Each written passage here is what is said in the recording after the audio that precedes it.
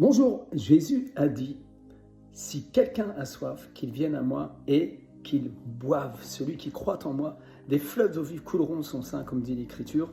Et il dit cela de l'esprit que devaient recevoir ceux qui croiraient en lui. Imagine qu'un ami t'invite à boire un coup, et puis il te fait une blague et il te sert un gobelet, ou même dans un beau verre, du vide. En fait, tu prends ton verre et puis il n'y a rien du tout dedans. Mais si, vas-y, bois par la foi.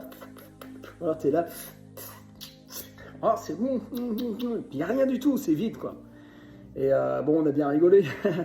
et puis tu sais rien d'autre quoi, tu restes avec ça. Bon.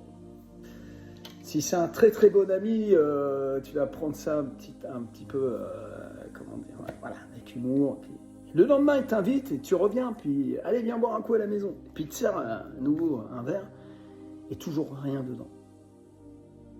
Et est-ce que tu crois que Jésus est comme ça? Pas du tout. Quand Jésus te dit qu'il va te donner à boire, il y a vraiment une substance en fait.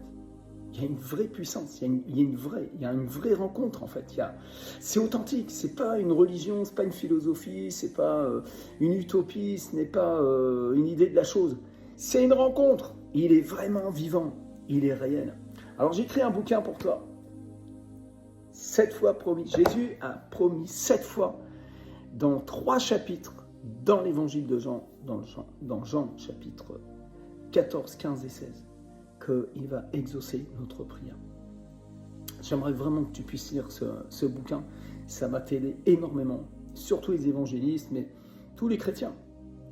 Chaque chrétien, tu as besoin de savoir que Dieu a fait la promesse et qu'il tient parole.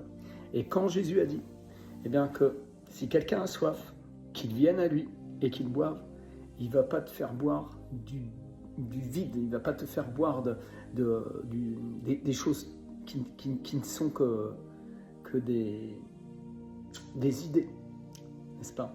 Il va te faire boire l'eau de la vie et tu en as besoin. Sois béni.